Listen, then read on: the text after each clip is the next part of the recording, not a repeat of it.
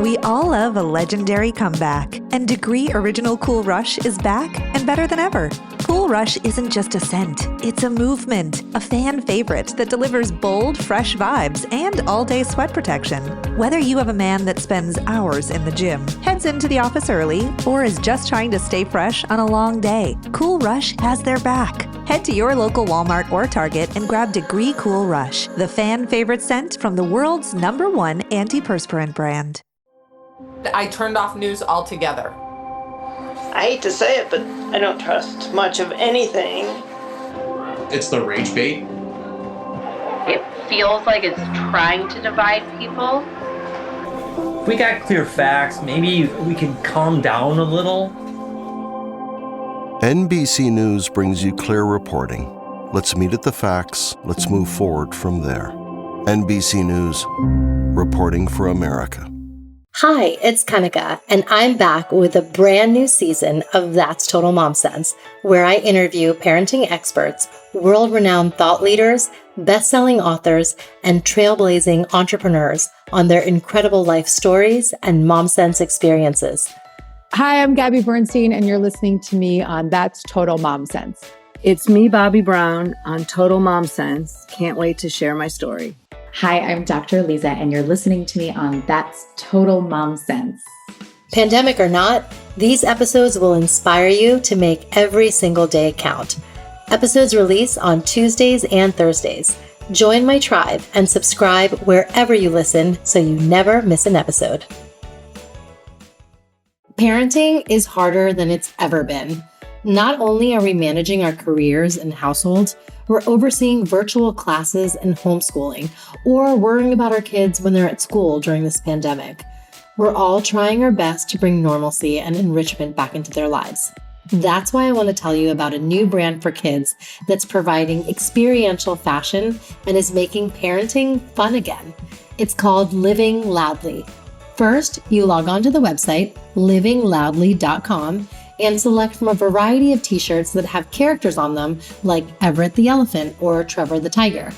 Made from a bamboo and organic cotton blend, the tees are super soft and retain their shape and color. That means they don't shrink in the wash. Then your child will receive a colorful capsule delivered to your doorstep. Along with their t-shirt is a story about the character to spark their imagination and a secret paper airplane hidden in every graphic.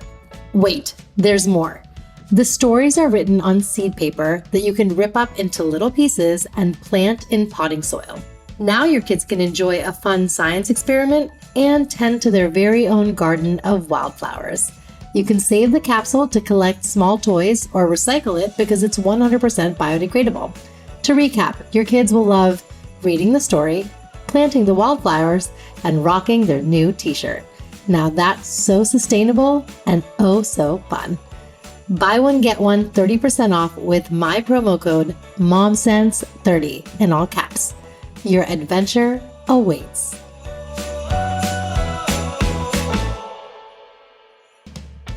As moms, we often wonder, am I doing enough for my kids? I'm here to tell you, you are super mama. That's because we have an undeniable superpower, our intuition, and it never steers us wrong. I call it our mom sense. Hi, I'm Kanika Chadda Gupta, and I'm the host of That's Total Mom Sense. I'm a journalist, entrepreneur, wife, and mom of 3, twins plus 1. Now, if I had $1 every time I heard, gee, you have your hands full. On my podcast, I interview influential moms from various industries and cover topics that all first-time parents grapple with, from getting your baby to sleep to screen time allowance, your new normal in your marriage, and how to dedicate time to yourself. Learn and laugh along with That's Total Mom Sense. Parenting is harder than it's ever been. Not only are we managing our careers and households, we're overseeing virtual classes and homeschooling, or worrying about our kids when they're at school during this pandemic. We're all trying our best to bring normalcy and enrichment back into their lives. That's why I want to tell you about a new brand for kids that's providing experiential fashion and is making parenting fun again. It's called Living Loudly. First, you log on to the website, livingloudly.com, and select from a variety of t-shirts that have characters on them like Everett the elephant or Trevor the tiger. Made from a bamboo and organic cotton blend, the tees are super soft and retain their shape and color. That means they don't shrink in the wash. Then your child will receive a colorful capsule delivered to your doorstep. Along with their t-shirt is a story about the character to spark their imagination and a secret paper airplane hidden in every graphic. Wait, there's more. The stories are written on seed paper that you can rip up into little pieces and plant in potting soil. Now your kids can enjoy a fun science experiment and tend to their very own garden of wildflowers. You can save the capsule to collect small toys or recycle it because it's 100% biodegradable. To recap, your kids will love reading the story, planting the wildflowers, and rocking their new t-shirt. Now that's so sustainable and oh so fun. Buy one, get one 30% off with my promo code MOMSENSE30 in all caps. Your adventure awaits. If you found yourself binging on the latest shows to break free from the stress and monotony of life in a pandemic, chances are you've come across The Morning Show, Little Fires Everywhere, and Big Little Lies, all productions of Hello Sunshine, released on Apple TV, Hulu, and HBO, respectively. Having bagged 18 Emmy nominations, Hello Sunshine is a welcome disruptor and new media company that puts women at the center of every story that it creates, celebrates, and discovers. Stories we love, big and small, funny and complex, across television, film, books, and podcasts, shining a light on where women are now and helping them chart a new path forward. It's the brainchild of America's sweetheart, Reese Witherspoon, who, fun fact, began her acting career after first enrolling at Stanford. We've had the pleasure of watching her grow up on screen through her roles in Pleasantville, Cruel Intentions, the Legally Blonde series, which is soon to be a trilogy, and her Academy Award-winning performance in Walk the Line, to name a few. To top it off, she became a mom at the ripe age of 23 and made it her priority to be a devoted mother to her 3 children, Ava, Deacon, and Tennessee. As accomplished as she is, she knew she didn't want her career to be just about her. She decided to leave a legacy that's far more impactful and inclusive. Hello, Sunshine. So who's heading the company behind the scenes and is Reese's own trusted right-hand woman? It's Sarah Harden. Sarah has been at the helm as CEO, leading Hello Sunshine through its rapid growth as a premium content studio and direct-to-consumer media brand. Prior to this, Sarah was president of Otter Media, a privately held joint venture between AT&T and the Chernin Group, where she spearheaded Otter's first investment, Hello Sunshine. As president, she acquired, invested, and launched global OTT video services with a variety of media companies, including Fullscreen, Rooster Teeth, Crunchyroll, Elation, and Sky. During her leadership, Otter generated $400 million in revenue and acquired and retained more than 1.5 million paying subscribers across its video subscription businesses. Earlier on, Sarah was group director at New Corp Asia and SVP of business development at Fox Networks. She began her career at Boston Consulting Group in Melbourne, Australia, and went on to attend Harvard Business School with high distinction as a Baker Scholar. Sarah's most important role, however, is being a mother. Sarah and her husband Dave have 3 kids, Lulu, 16, Tommy, 14, and Fletcher, 10. And another fun fact, she's a twin. These days, she's helping crack algebraic equations and reading her kids persuasive letters to bring home a pet hamster, while negotiating multi-million-dollar deals with top global networks via Zoom, of course, all in a day's work. Sarah, it's an absolute pleasure to have you on the show today. Oh, it's lovely to be here on this sunny Friday. So the ethos of Hello Sunshine is to shine a light on women's stories, but I actually want to turn the spotlight onto you. This interview is going to be a little different from ones that you've done in the past because I want to showcase how inspiring you are as an executive and a mom. And I just want to put it all out there, kind of like what we're doing on our Zoom calls with our kids hanging out in the background. You know, this is just how it is. This is our life and everyone's invited. To start, tell us how you and your family are doing at this present time. Well, it's a roller coaster. On the one hand, we're incredibly blessed. We have a roof over our heads. We have a backyard. We have our health. And we don't let a day go by when, we don't talk about the gratitude of that. in our house. But, I've got 3 very different children who've handled it all very differently. And I think, I've got a sports med 10-year-old who's really struggled. Just being in Zoom and online school and without his social interaction of being on teams, he loves being on a team. And, we've had the ups and downs of that. I think like so many families, my children took a bit of convincing and they do not like setting the table, but family dinners become really important. And that's been a ritual, I think, that's really anchored us. And getting out of the house and walking in the mornings and trying to drag one or more of my children out.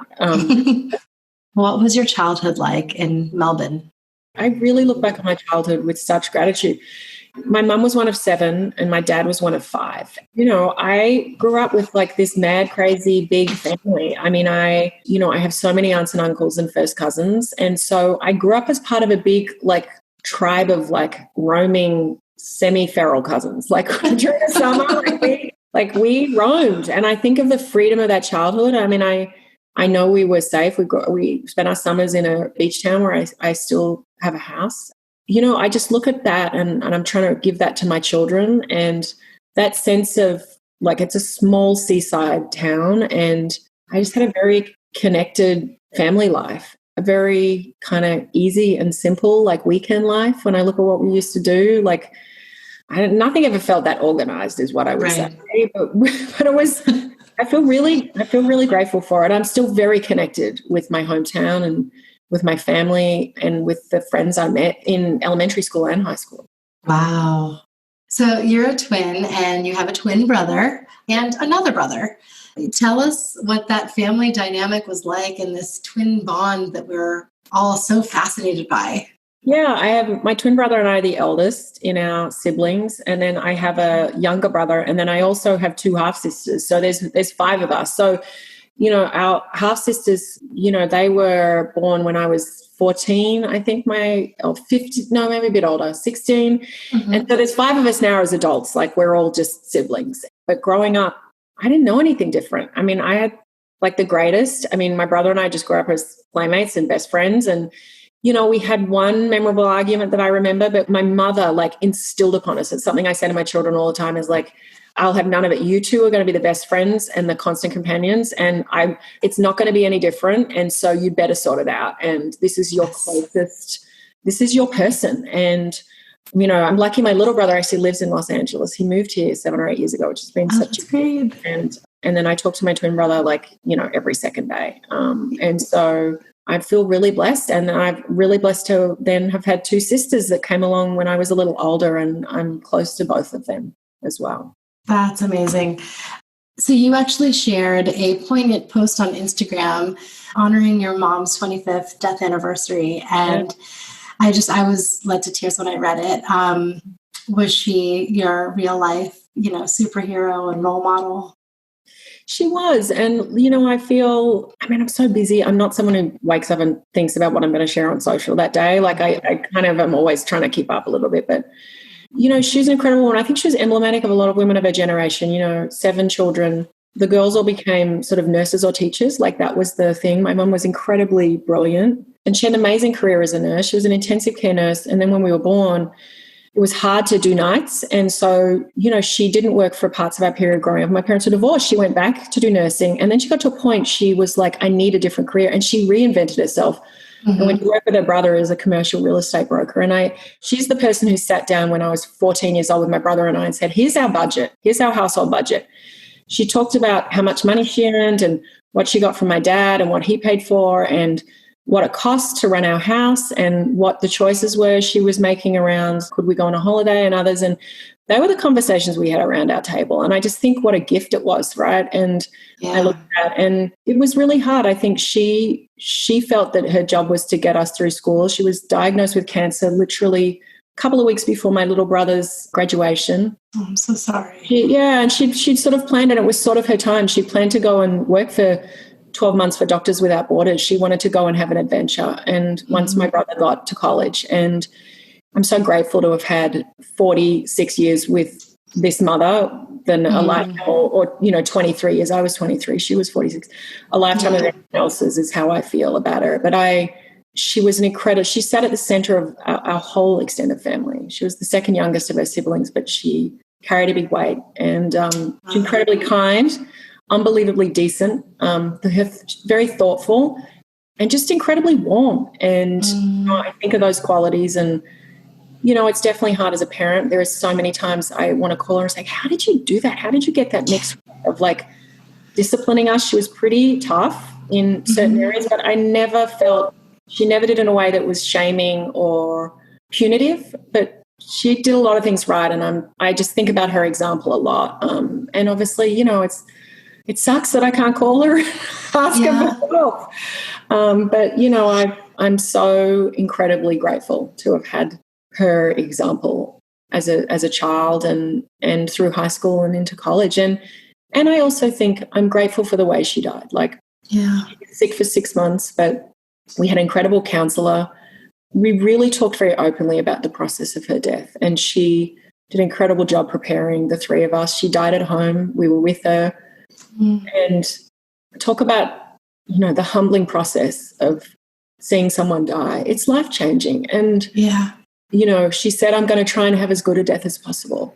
And I'm grateful for that. And, and then that counsellors that we were working with, she had to pay for us to go and spend time at this place called the Gawler Foundation. And she really thought it was terrible that other people in the community couldn't have that. And so actually just a few days before she died, she convened a community meeting and asked to the community to support this. And the sanctuary was founded in our town in Geelong. And it still lives on with those two counsellors who counselled our family, Scott and Tara. It's a grief support counselling centre and supporting people with life-changing illnesses and events. And so, I think she's left a lasting impact on her community as well through the sanctuary.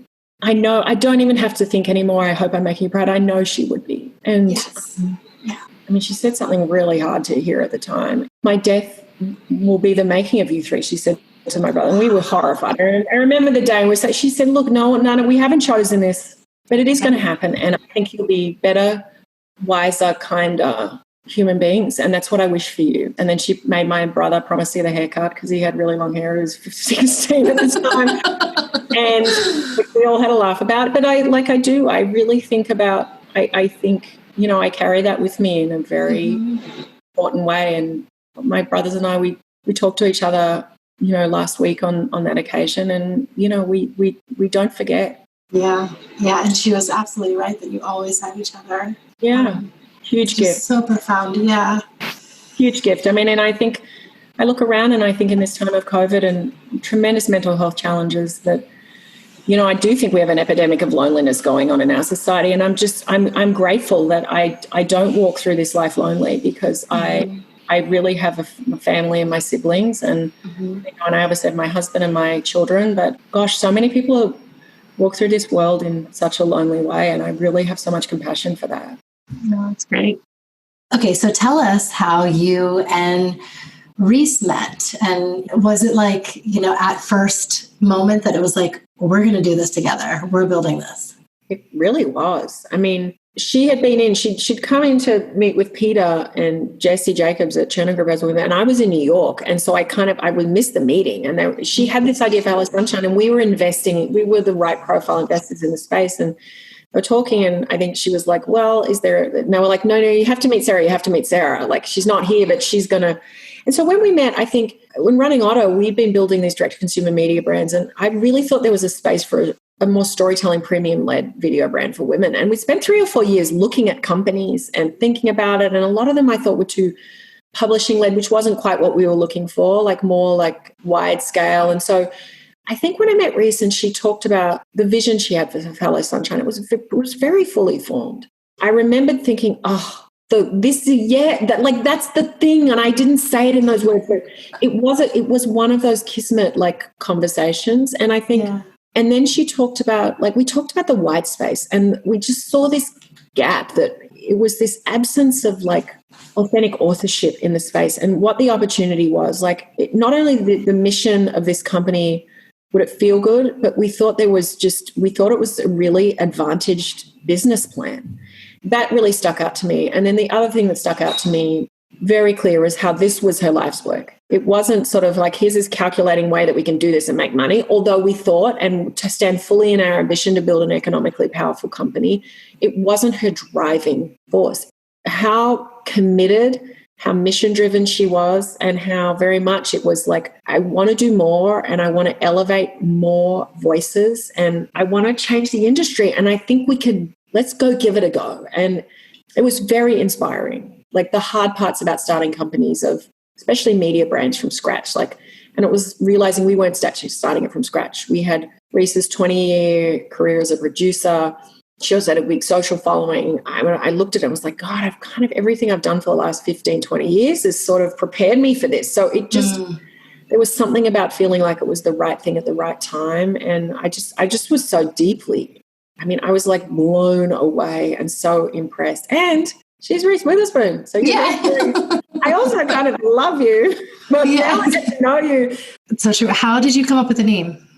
We had a slightly different name, but it was around sunshine, and Reese came up with the sunshine. And then we were thinking about a name that one we could get the trademark and the other, and it was, she didn't know whether that was the forward-facing name. And it was in a conversation, I think, and she came up with it, was Hello Sunshine. And that notion, we knew we wanted the name to be an invitation in, like no VIP ropes, or we wanted it to feel welcoming to all. And so the notion of Hello Sunshine, it's like and that we were going to be in the entertainment business. And so, we knew that we wanted our company to have a sense of optimism. And there's a lot of problems and problem statements in and around women that are very real, and we didn't want to ignore those. We wanted to actually try and change those if we could, but do it with a sense of agency and power and an optimism that I think we have the capacity, and let's just assume we can go get this done. And so it's not a Pollyanna like unicorns and rainbows optimism. Right. It's not like everything is awesome, and especially coming from two white women, right? That kind of ignores the privilege, right? But it was a sense of, we have to go put this together with a sense of standing in our power around it, and then we have to go construct a company where we can actually go make this happen, because it's like brutal. The world's brutal, market's brutal. And so we had to go say, how are we going to go do this with excellence and bring people to the table that share the vision, and then give them the authority. And our team is so kick-ass. I can't even describe. We've got 60 people. They're all, I just am in awe. And, that's the job when you're starting a company is. I told, Reese was the convener in chief of all of this. She's the one who brought us all together. And, and then my job is to sort of help assemble all of those pieces and set the conditions that we can bring people in who can do the best work of their careers. And so then, Reese, we spend a lot of time talking about condition setting. But, it's where we are. And we're 4 years in and 3.5 years in, I guess, nearly 4. And we got a lot of work to do. Running a business comes with a lot of what-ifs. But luckily, there's a simple answer to them. Shopify. It's the commerce platform behind millions of businesses, including Thrive Cosmetics and Momofuku. And it'll help you with everything you need. From website design and marketing to boosting sales and expanding operations, Shopify can get the job done and make your dream a reality. Turn those what-ifs into... Sign up for your $1 per month trial at shopify.com/special offer. Hi, it's Eva Longoria, and let's be real. After 40, we should ask for more from our skincare. I swear by Revitalift Triple Power Moisturizer by L'Oréal Paris. With vitamin C, pro-retinol, and hyaluronic acid, it reduces my wrinkles, firms, and brightens. And it's not a procedure. It's just a hard-working moisturizer. Revitalift Triple Power Moisturizer by L'Oréal Paris. Grab it today in fragrance-free or with SPF 30. Available at your local Walmart. What I really think sets the company apart is that it truly is at the intersection of tech and media. That goes to show with all the OTT platforms that you cover, but your TV, film, books, podcasts, the whole gamut. So was that intentional at the onset?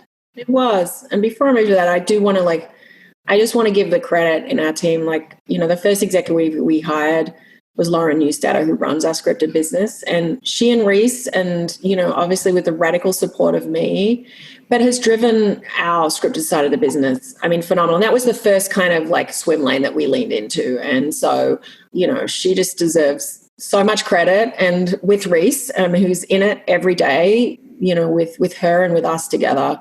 When I say with Reese, we had to look at, like, how would you build a company for the next 10 to 15 years of media and entertainment, having a sense of where things are going, not for the last 10 or 15. And knowing we had a set of assets in Reese and our team and the time that we were in those 4 years ago. And so I think it was with the belief that we wanted to be anchored by premium content. And because of what was happening with, the onset of like the streaming wars, that going and getting a really foothold position in scripted was important. And how are we going to do that with an advantage? Centering it around books, because Reese was authentically already reading. That's how she started her producing career, really, was optioning books. She's had a long track record as a very successful producer.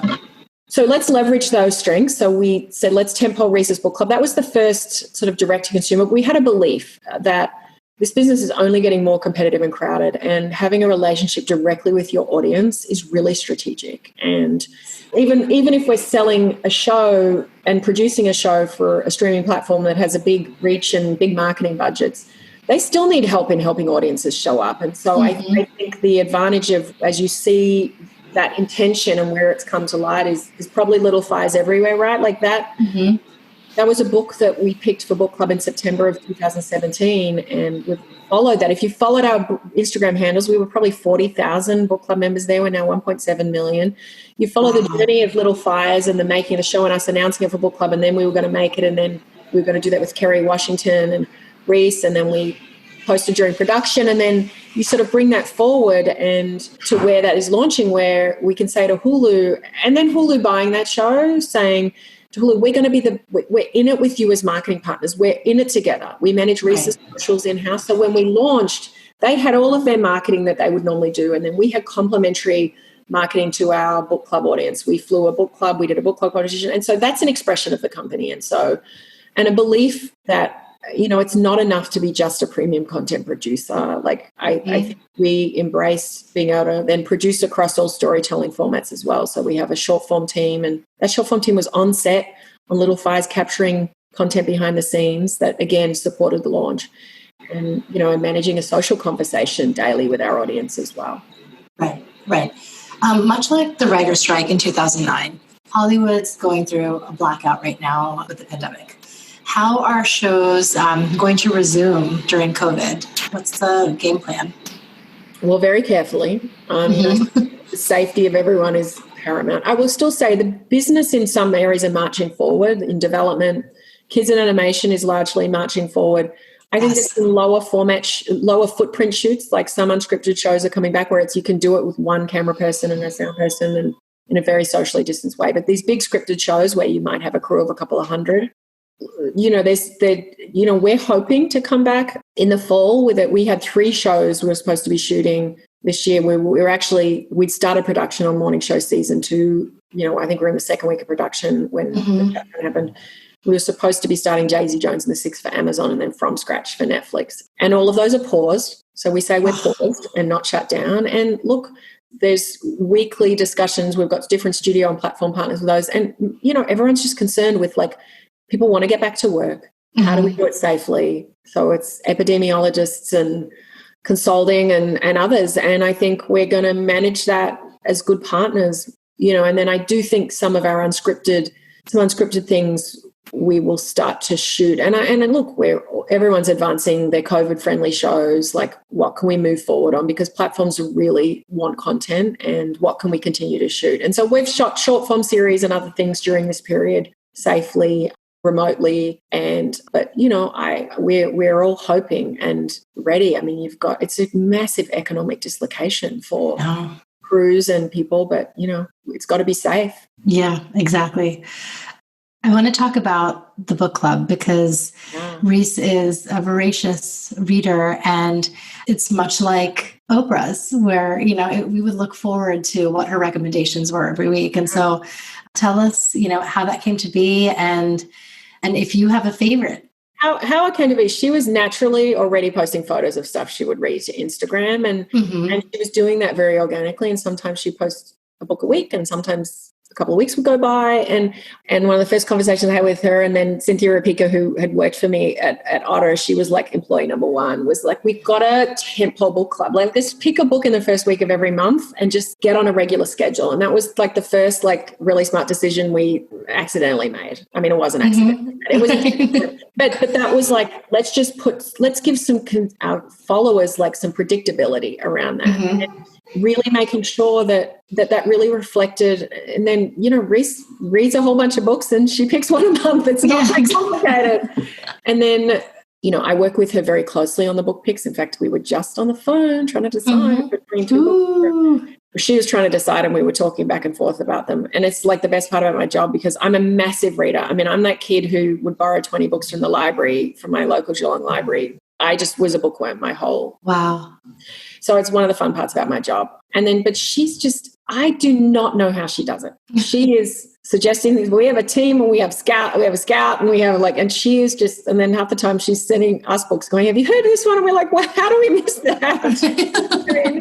And it's a really valuable thing in a sea of the stuff to consider. Like, yes. I think she's got a trusted curatorial voice. She reads pretty widely too. So there's nothing better than hearing from an author. One of the best parts is dealing and getting to know the authors who are like, this changed my life. Like, debut authors, and just being able to put a spotlight on such worthy narratives, and who just sometimes, because there's so much out there, that just don't get the attention they deserve. And there's so much joy in that. And I mean, I love that part of my job. It's amazing. It just feels really good, honestly. Former District Attorney and Senator Kamala Harris is the Democratic vice presidential nominee for the 2020 election with Biden, of course. So what sentiments did you go through when you heard the news? And is Hello Sunshine, backing campaigns and getting voters out there? Oh, I cried noisy, sobbing. Yes, and I was kind of surprised. And look, I'm Kamala's supporter. I support her presidential campaign. So, but I think seeing the significance of her appointment and immediately seeing the misogynistic coverage of her is just appalling. So, I mean, I'm personally supporting, we have her back. I just think trying to get candidates from all parties, women candidates, to be covered with a level of fairness. And I mean, it's appalling. I mean, we had headlines in the New York Times and the LA Times talking about like comparing the VP race right before she was appointed to The Bachelor. Seriously, have we not moved past that? I think for Hello Sunshine, we stand in the issues for women, but we're a storytelling-led brand. We're not a news brand. And it's we're not afraid to talk about the issues, and we'll wade into the issues. We absolutely support voting, but we also, it's not have an agenda, I guess. It's not our DNA as a company. Right. We will use narratives and voices to advance controversial, to stand in issues that are important to gender identity and others. Yes. Certainly, and absolutely to stand against racism, and the inspiration of seeing what it means to Black and brown and all women. For her appointment. And I think her presence on that ticket is going to materially advance the chances of Biden becoming president. Yeah. It's true. Yeah. Tell us about a mom sense moment that you've had. The one I'm always grappling with is how much freedom to give my children and also keep them safe. When I've leaned into that fear, when I've sort of let them ride their bike up to the park and they think they're on their own, but I drive up like half a mile behind them. Like I haven't yet gotten that wrong. So I've really tried to push them being in physical danger. And I mean that in like calculated ways, but going into the surf, at the back of the surf. And I really struggle with it as a parent. I will tell you, I really struggle with the fear of my children. And a lot of parents like having an accident and dying. And then when you have some kid with some physical challenges as well, I've gotten much better at leaning into that and going, they're going to be all right. Let's not forget our quote of the day. Okay, is there a quote that you live by? I mean, I'm literally looking at it at my desk. It says, no success in business will ever make up for a failure at home. And it was something on my business school graduation, Dean Kim Clark said it in his graduation address when I graduated business school. And God, it really stuck with me. So I think of that all the time. And it's a balancing act. I love my job and I'm so committed and I'm so mission driven. I love what I do, but being successful at home is really important to me. And so there's tension between those two things sometimes. And that's a quote that stuck with me that day. And I've sort of had it present in my work spaces ever since. In board, sitting on my desk right now, next to my home office desk, which... It's now time for Mom Haul, when we share products we love. So is there a product that you're loving right now? I love Ritual vitamins. I mean, I do. They ship them to me. I don't have to think about it. You know what I love? I love they're so consumer friendly that I've got an app, and then because I don't take, I forget to take them every day, and so I stack up, and then I can pause my subscription for 5 or 6 weeks, and so I don't feel I'm paying for stuff. But honestly, it is I love my Ritual vitamins. I feel like, okay, I take 2 of those vitamins every day. I'm you're set for myself. Comes to me, they're really good quality product. It's a female founded company. I love Ritual vitamins. I really do. That's so great. Oh. My Mom Haul is Evolution 18. I don't know if you've heard of it, but it's Bobby Brown's latest venture. And I love the collagen powder. I put it in everything. I put it in my chai because it's flavorless. Yeah. And so if it's in a smoothie or a chai, and it's so great because I feel like it's helping my body and skin from the inside out. So I love it. I cannot thank you enough, Sarah, for this chat that we had. I feel, even though you're in LA, I feel like you're right here next to me.